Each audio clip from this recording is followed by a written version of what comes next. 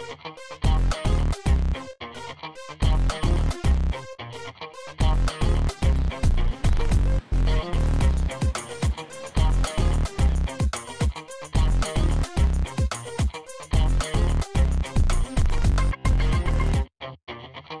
evening, everyone. My name is Alexander Code, and I'm the museum manager here at PoCo Heritage Museum and Archives. It's my pleasure to welcome you here tonight at tonight's evening at the museum, our first in-person talk since our closure in 2020. Before we begin, I'd like to say that PoCo Heritage operates on the traditional, ancestral, and unceded territory of the Coquitlam First Nation. We thank the Coquitlam who continue to live on these lands and care for them, along with the waters and all that is above and below. I'd also like to say a brief thank you to the City of Port Coquitlam for their continuing support for PoCo Heritage and the event tonight. We have an exciting talk lined up for you tonight, full of murder, mystery, lost riches, and maybe a slight or large hint of myth. We're joined by expert Brian Antonson, co-author of Slumach's Gold, In Search of a Legend. Brian was born right here in British Columbia, and along with his co-authors Rick Antonson and Mary Traynor, has long been researching and writing on the mystery of the Lost Pit Lake Gold Mine, one of, if not Canada's most famous lost mine stories. We also have some distinguished guests and experts in their own right joining us tonight, including historian and authors of Searching for Pit Lake Gold, Fred Ratches, who hopefully will keep us in check during our talk. Without further ado, I'd like to present our speaker, Brian Antonson.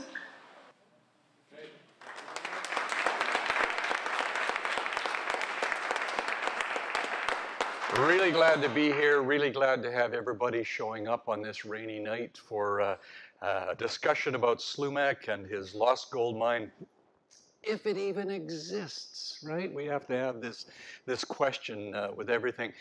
Fred, as Alex mentioned, keeps me honest, frequently pointing out that maybe what you said is not true, and so on. So I really enjoy having him here for these events. And we've got the film crews here, two different crews who are taping the proceedings tonight, or recording. We don't use tape anymore in this industry.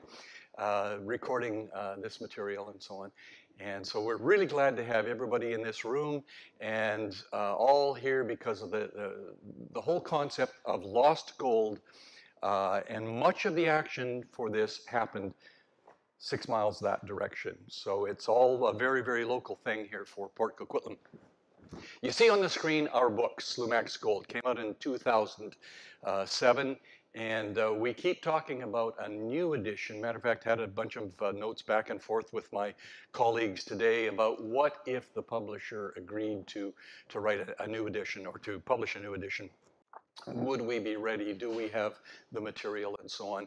I should, well, I'll talk about a little bit later about our early books and then this one and so on. But I can tell you right now, it's sold 14,000 copies.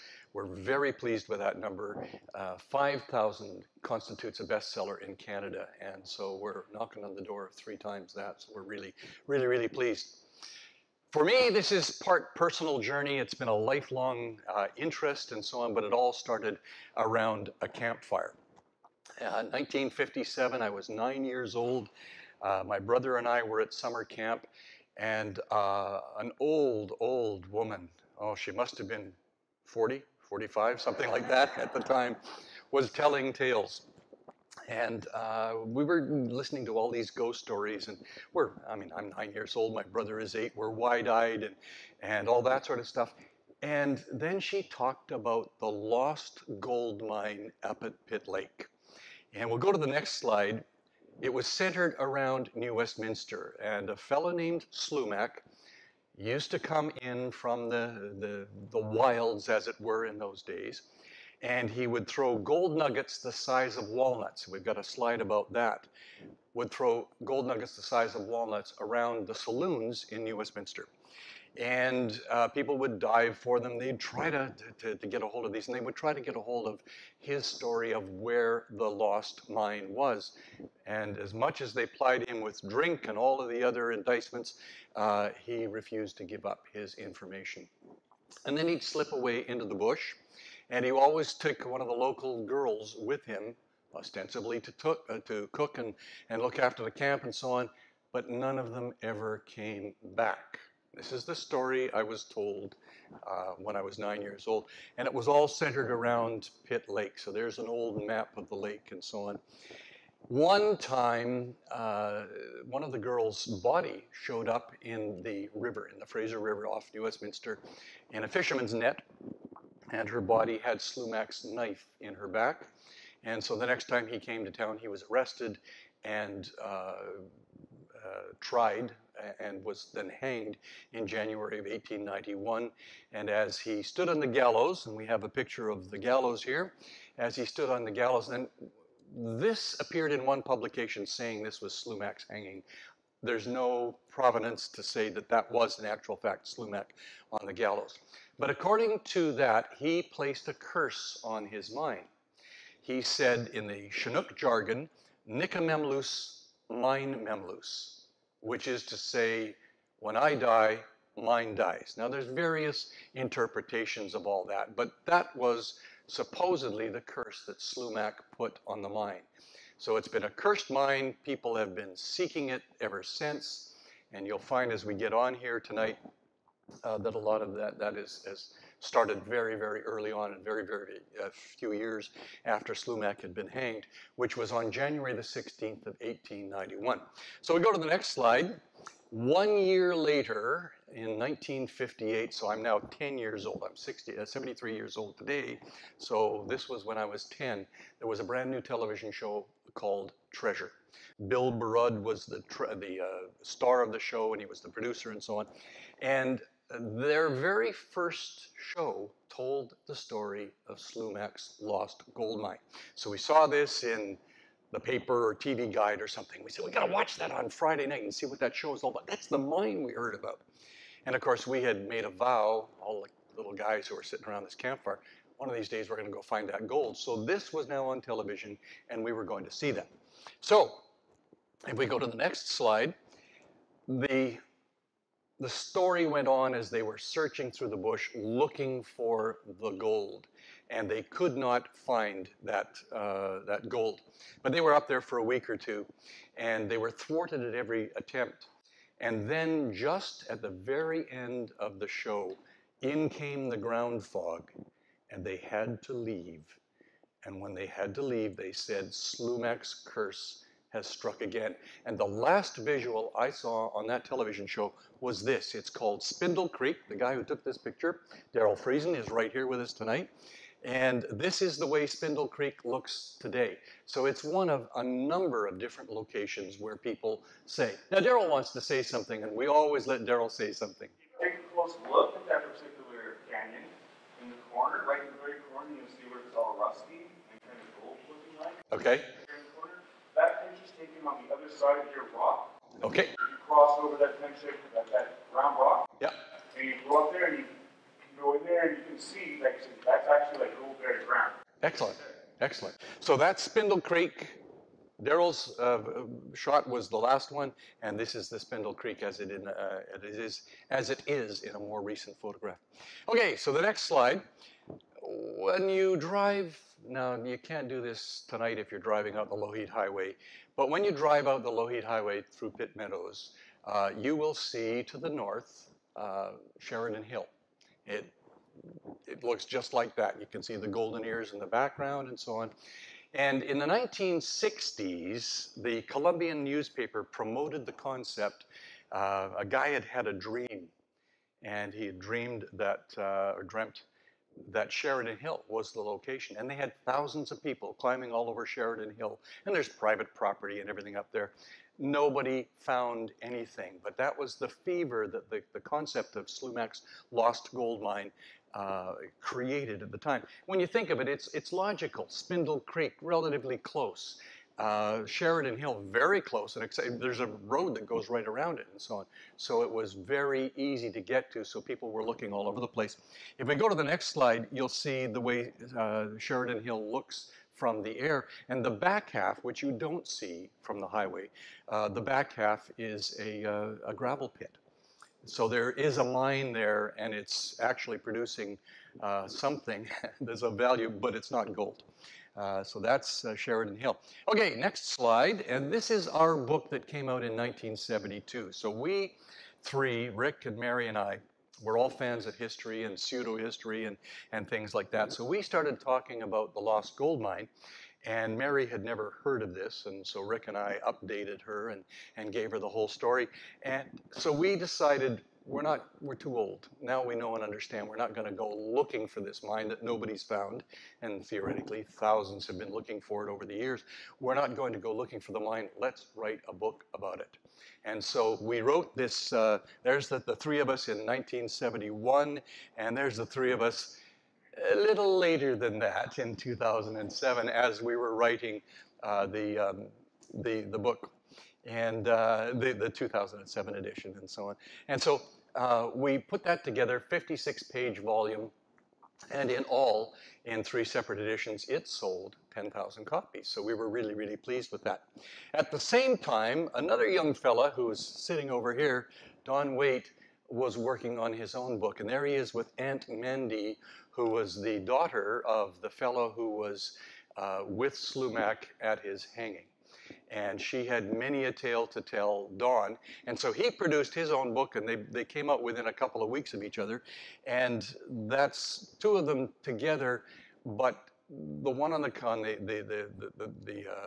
gold colored cover came in around 1980, when another fella now had the rights to both of our books. We had sold off the rights, and he produced the gold-colored Slumach's Gold. He incorporated Don's material, he incorporated our material, and a little bit of other historical material about Pitt Lake, and that was the production that came out. So total sales around 10,000, and we were really, really pleased with that. Okay, let's get back to reality. What I've talked about so far is the legend. This is the way New Westminster looked in 1888. So 3 years before Slumach was hanged, New Westminster looked like this. It was a fairly modern city. It was the royal city and so on for its time. The whole thing burned down in 1898 in a terrible fire and so on. But this is where all of the action that we've talked about in the legend and so on actually occurred. Next slide is a picture from a 1983 video production on the Lost Mine, and I'll show you a slide of that a little later on. This is the Slumach from that particular production. Slumach, at the time, in the newspaper reports and so on, was believed to be around 80 years old. Nobody knew for sure, but he was an older man with long white hair, and that was the Slumach. And so that's, when they made this production, they modeled it on this. So that's Slumach theoretically out hunting in the bush. So the next slide shows what really happened to make Slumach end up at the wrong end of a rope. Slumach was out hunting, and there were some other people out hunting in a canoe, one of whom was Louis Boulier, or Louis B, as he was known. And Slumach and Louis B didn't like each other. Now, according to reports and stories and so on, and it's possible that Louis B had a tomahawk in his hand, an axe in his hand, and he may have raised it. In any case, he supposedly said to Slumach, "What are you hunting?" And Slumach said, "You." And on that provocation, he shot him. But the point of self-defense is important, because it was white man's justice that was practiced in 1891. So Slumach took off. He left. And he, I think we can go, yeah, this kind of shows we're down here someplace. And where this happened was up here at Addington Point. And so Slumach took off into the bush there. And he was gone for about 2 months. And they burned his cabin. They chased him through that area. He lived in this area somewhere here, so within the city limits of PoCo. And he was off into the bush, and they finally flushed him out. And he was arrested late in the fall of 1890. And then he appeared before this guy, Justice Montague Tyrwhitt Drake. Thank you very much. And the jury was out for about 15 minutes. They came back in with a guilty decision.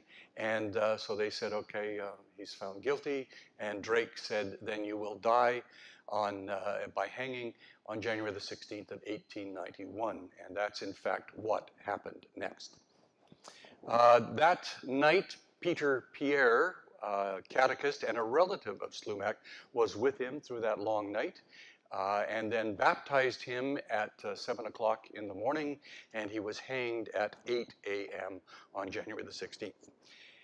This is where that happened. This is the BC Provincial Jail, which was at the corner of what is now Royal Avenue and 8th Street in Westminster. There's been a school there, there's been a technical school, a few other things on that corner over the years. But the BC Provincial Jail is where the hanging occurred. And then nobody knew where the burial was for a long, long time. We knew that Slumach was buried in an unmarked grave. There was discussion, was it on the grounds of the prison? Was it on the grounds of what is now New Westminster Senior Secondary School? There was supposedly a graveyard there and a number of other locations, but we'll talk about that a little further down the road. Okay, so now we're up in the lower reaches of the lake. Widgeon Creek, which leads up into the Widgeon Peak and Widgeon Lake area. And that's one of the locations, supposed locations of the mine. Again, very, very close to New Westminster, very, very close to where Slumach lived and so on. So a real possibility. Okay, in comes a guy named Jackson. Now, Fred will say, and so I'll say it for him, no, Jackson did not exist. But there are those who believe that Jackson did exist. Supposedly Jackson had been up in the Alaskan gold rush, and he came down empty-handed, and he came to New Westminster on his way home to San Francisco. While he was in New Westminster, he heard the stories that were circulating then of this lost gold mine that Slumach had a decade before. So he went looking for it. He was gone for a few months, and when he returned, he was a broken man. The deprivations out in the bush had been really hard on him. But he had a pack sack that he kept with him, never let it out of his sight, returned to San Francisco, and deposited around $8,000 in raw gold in the Bank of British North America, which is today's BMO, or the Bank of Montreal. Legendary, no proof exists of Jackson's existence, but he left behind a letter. And this is again legendary, we've just typed out the letter here, but he describes in terms that prospectors would understand and so on, the location where he actually found, hit pay dirt, if you will, found gold.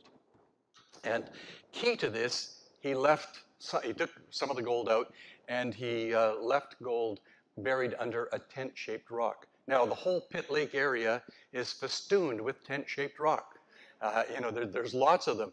I know one fella believed that the tent-shaped rock was actually a rock about yay high that was just a pinnacle rock. So, pick your tent-shaped rock, and it may or may not exist. In any case, that's typical of the many, many rocks that are up there. Whether or not that happened, whether or not that was true, in 1906, there was a fellow named Frazier who was reported by the province newspaper to be heading up to search for gold, and nothing further that I've seen said anything about him. So this is like 15 years after Slumach was hanged, and Frazier is up there looking for gold. Move forward a couple of decades into the late 1920s, and this fellow shows up. His name is Volcanic Brown, R.A. Doc Brown, known as Volcanic. He founded a number of mines all the way across British Columbia. So he's a very real person, and he had a very real and very lucrative track record. He was up in the bush, well, actually up in the high reaches perhaps in the Stave Glacier or Terra Rosa Glacier area northeast of Pitt Lake. And he was up there searching for the mine, and he didn't come out. And so they sent a search party in for him, and they found him, and he was having real troubles. He'd been frostbitten, and he'd had to cut off some of his toes from his left foot. Well, this picture shows Doc Brown with what appears to be a bandage around his left foot. So if this is an accurate picture, which it is reported to be, that could be Doc Brown in 1929 or so. He did go back in. Even though he was missing those toes, he went back in. And that was in 1930. He did not come out, and a team went in looking for him. And there on the next slide, these guys, one of whom was reportedly an RCMP member, they went looking for him, and they never found him. The legend says what they did find was Doc Brown's, or Volcanic Brown's, tent. And it was just there, and he was not, so they assumed that he'd gone out in the middle of the night for a bathroom visit or whatever and fallen over a cliff or something, and he was gone. A legend says that has grown up around that, says that Volcanic Brown's tent held a glass jar that held 11 ounces of raw gold, something that Fred and I have discussed many times as to whether or not that is true. But that's the legend about Doc Brown that deserves to be reported. So now we go to the end of the next decade, 1939, and a fellow named C.V. Tench publishes a sort of a pulp fiction story, and he says, this is Slumach. Well, Slumach was 80 years old, according to the reports that were in the newspaper of the day. That's not an 80-year-old guy. He published that. He published the next slide. This is a picture of either Molly Tynan or Susan Jessner, and one of the girls that disappeared in the bush with Slumach, and perhaps Molly Tynan, whose body was found in the Fraser River.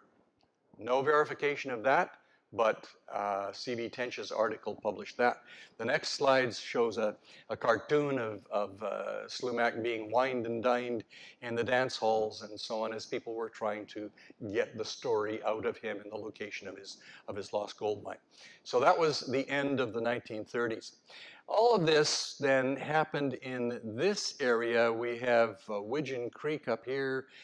We have the Terra Rosa Glacier and Stave Glaciers. We have Corbould Creek up here. We have Sheridan Hill down here. As you can see from what I'm showing and this map, there were a growing number of possible locations of the actual gold mine, which, as far as we know, nobody's ever found in any of these locations. Don Waite is with us, and this is one of his pictures. Pitt Lake is in the bottom, and you can see the Pitt River, the upper Pitt River moving up. You can see Elvin up top, and there's a fish hatchery at Elvin. I believe there was also a post office there. This is what the Pitt River looks like in that area. Denny Garrick runs the Pitt River Lodge and makes a good living up there with people who come in for fishing trips and so on. They get to fish in this wonderful river and stay at his lodge and so on, and the upper pit. Soon it starts to have these streams that come down into it. They're pretty rough. And then, here we have a picture of somebody hiking up, maybe a gold seeker, maybe not, hiking up into the reaches of beside Pitt Lake, or Pitt River, the upper pit. There are ponds, pools like that. And then as you move further up, it gets into really rough country, and it's dangerous up there. There's these deep canyons, there's fast-flowing rivers or streams, and it's pretty dangerous. Then you get up higher. There's somebody who's up in the high country, up above the tree line, and looking for the gold up high. Next, you see above the tree line, it's pretty rough country, and the next picture shows the 1983 film crew, or the people who were the subjects of the film, up on one of the glaciers, climbing along up there. This is a still from that production. Okay, next we go to an aerial view of this area. So you see Alvin up here, you see the head of the lake down here, and you see the Pitt River. Corbould Creek comes in up here, and you see some of the glaciers. And the next, this is a Google Earth view, of course. The next view shows the amount of logging that's been going on up there. And since Corbould Creek is one of the favored locations, I've often wondered, with all the logging people who are up there, would they not have actually stumbled upon something? Now we have the Terra Rosa Glacier and the Stave Glacier up high in the Stave River flowing down. Again, favored locations, and Adam and his partner Evan have done an awful lot of climbing up in that area. And this is what it looks like from the air. It's really rough country. So whether it's down low or up high, this is rough country where the gold may or may not be. Rob Nicholson did a lot of exploring looking for the mine. He had his favorite places, and then he wrote this book, The Lost Creek Mine, and published that, and that told the story of his search. This is the 1983 Michael Collier production, as it's known, Curse of the Lost Mine. And the next fellow you might recognize, though he's pretty well made up, Donnelly Rhodes, rather famous actor. He was a big actor on Danger Bay, which was a Canadian-made production and so on.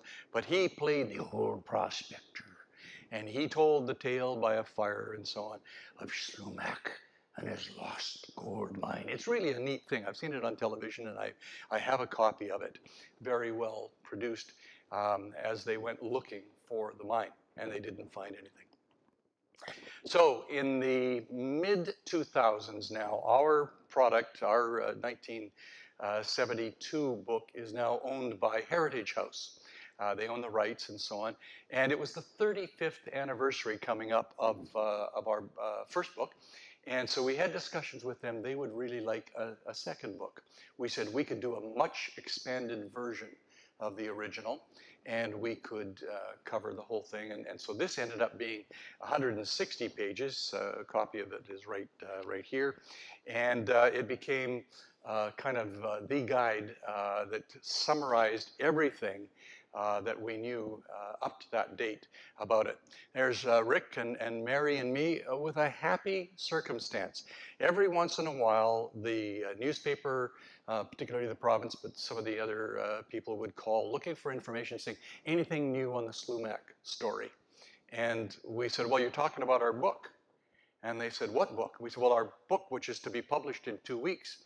And they said, no, we didn't know about your book. We'd like to talk about the Lost Mine. Well, we had a test copy of the book and the cover and so on.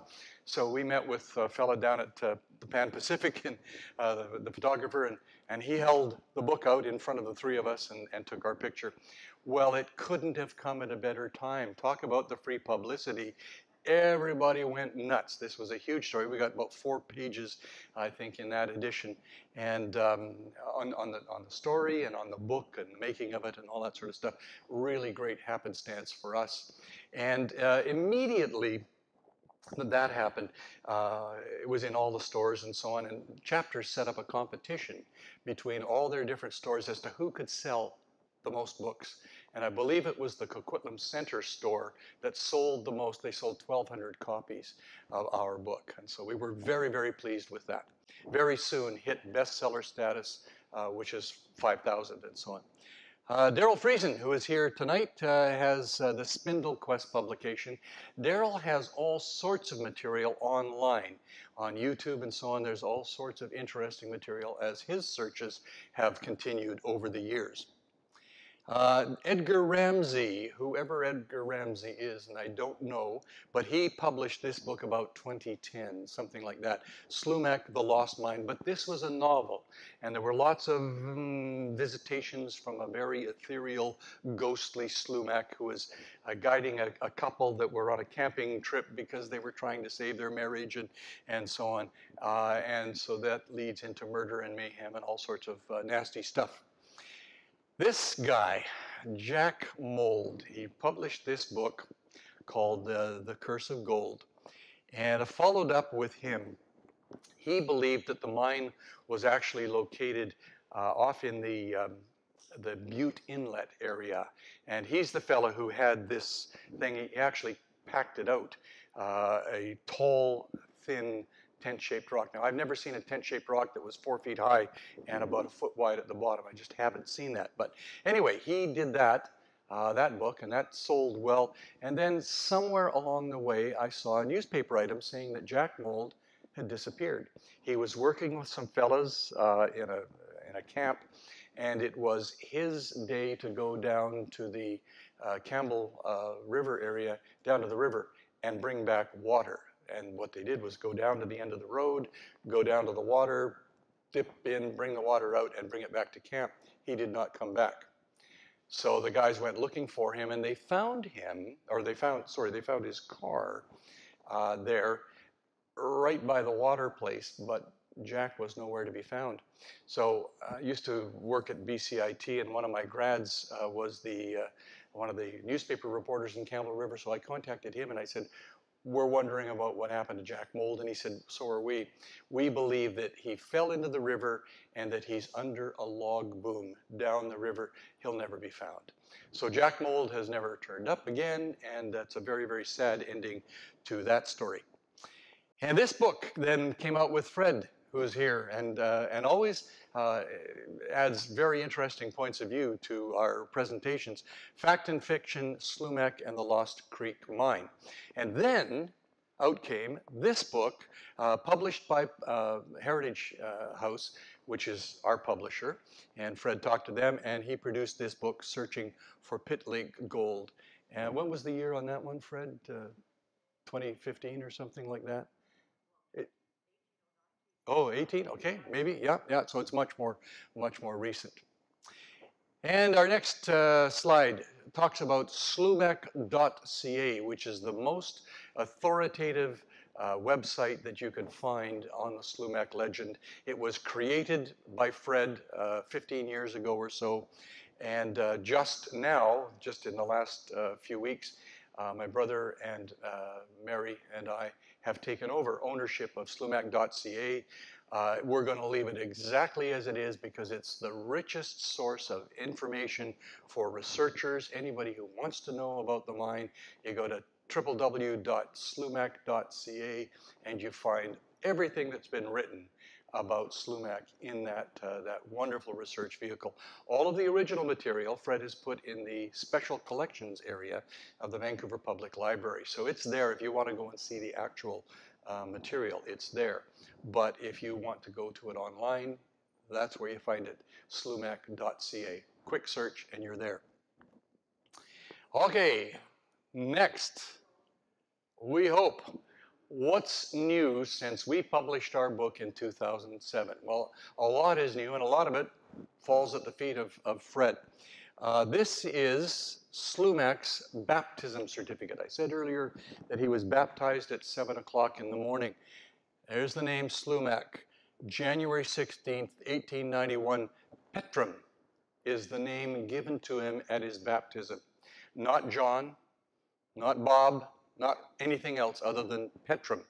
Now, over here it says immediately prior to execution in New Westminster. So this then validates that story that he was executed at 8 a.m. after being baptized at 7 a.m. Now, this is 120 years to the day that Slumach was hanged. So this is January the 16th of 2011, and Fred and Helmi and I were there to see the site, which had been found by two researchers in New Westminster who had done some really dogged research, and they found on a book in the cemetery in Sapperton, they found an entry for January the 16th, 1891, Slumach buried in this particular grave. Unmarked grave, but it's got a number to it, and of course it's between this grave and that grave. And so the three of us were there on that morning, and we recognized his hanging, his internment, and Fred brought some cedar boughs along and put them on the grass. A week later, Fred was back with these fellows, and one of them is a descendant of a relative of Slumach. These are folks from the Katzie Nation, and again, that's the site, but it's a little whiter than it was a week before, as Vancouver weather can change very quickly. And so they honored Slumach's location. So now, this is a really interesting thing because for a time we weren't certain, was Volcanic Brown searching for lost gold or was he searching for Slumach's gold? Is there a mention anywhere of Slumach earlier than, say, 1939?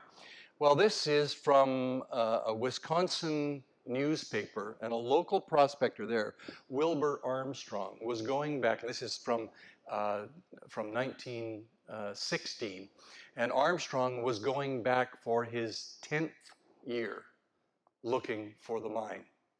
And in the newspaper, somewhere in there, it says Slumach, but it's Slumach by any other name.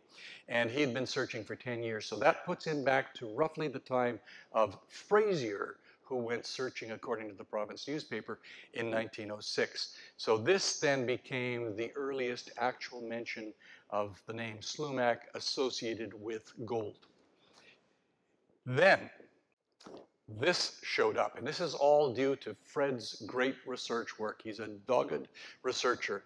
This comes back to 1897. So within 6 years of Slumach's death, there was somebody forming the Slumach Mining Company wanting to raise shares so they could go looking for his gold. Now, there are uncorroborated reports of a daughter, of a son. The son may have led people off into the bush because if anybody knew where the mine was, it was the son, and so on and so on and so on. That takes it back as early as anybody knows at this point in time. Slumach Lost Creek Mine Limited was formed in 1952, and this sort of thing has popped up from time to time over the years. As somebody said, let's go looking for the mine. I saw one report somewhere that said, every year thousands of people were out there looking for the mine. Now, in 2015, out came this television show, and several of the people involved in that are with us tonight. And there they are. There's Daryl, and Danny's not here tonight, I don't think, and Dawn and Fred and Adam, and then Evan, who lives in Australia. These were the guys who were the stars of this 6-episode series, where they went looking for gold in various different locations and trying to track down the whole thing. So we'll go to the next slide. This was the promo because in Canada it was done by the History Channel, but in the States it was done by Animal Planet Channel. I've seen it a number of times. At one point in time it was running just before the 5:30 news on Global one time, but I know it's been running time and time again. People will say, I saw you on TV last night, because my brother and I are flown in by helicopter for a meeting with the guys at their secret camp. Now, in actual fact, we were brought up the lake by a boat, and then we drove up, and so, of course, the production values being what they are, we arrived fresh off the helicopter, and we arrived at the camp the cabin where the guys were staying and headquartered and so on. But that was not, in actual fact, that. But yes, we got some screen time. I think I'm on there for about 35 seconds in all. And here are the guys, the stars of the show. And autographs will be available later. I think they're $35 an autograph, isn't it? Yeah. Now this, I want to talk about a guy named Stu Brown. And there is debate over Stu Brown. Stu was a forester. He worked for the government. Stu was in charge of the forests in that area. And he one day, he claimed that he was walking through a stream and he stumbled upon a bunch of gold nuggets. So this would be in the Sloquet River, or the Sloquet Creek watershed area in the southeast corner, of Baltic Park. And Don had met with Stu, and after their discussion, Don sketched out this map. And so one day I was talking to Don and I said, just from reading the Stu Brown material, I have an idea that it's down in the Sloquet watershed, da-da-da-da-da. And he said, well, you've seen my map, haven't you? And I said, no. So he pointed me to his map. And this was a map that he had made from the memory of their lunch that they'd had.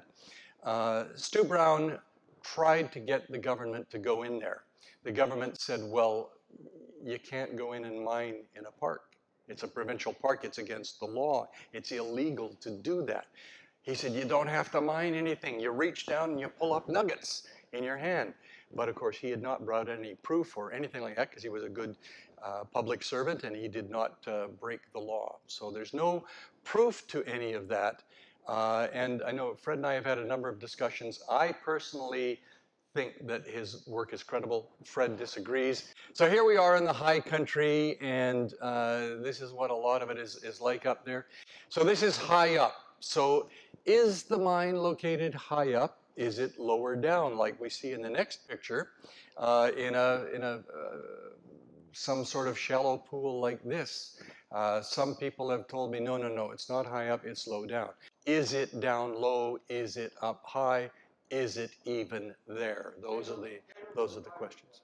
Okay, the next picture is from our 1972 production, and this is a tent-shaped rock. We took a description to our artist and we said, could you please draw a tent-shaped rock and give us that visual? So he did, and this is what we saw, and that was what our mind's eyes saw.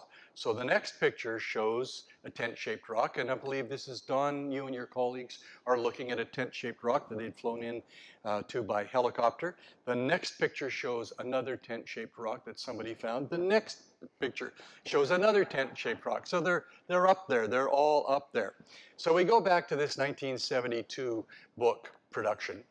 And I was at a meeting and involved in a community group in Mission, where I live, and this is back in the 1980s. And this fella said to me, you wrote the book on Slumach and the Lost Gold Mine. I said, yeah, I'm a co-author. I wrote part of the book and so on.